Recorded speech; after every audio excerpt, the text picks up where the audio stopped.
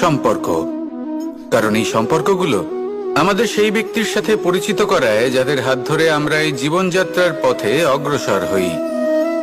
এবার এই সম্পর্কে আপনার কথাবার্তা, আপনার ব্যবহার, এটা অত্যন্ত গুরুত্বপূর্ণ।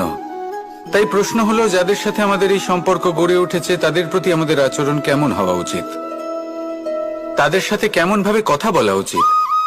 এর একটা বড়ই সহজ উত্তর আছে, দর্পণ।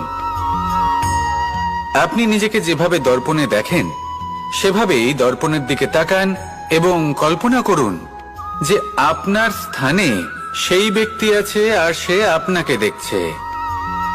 এবার বুঝতে চেষ্টা করুন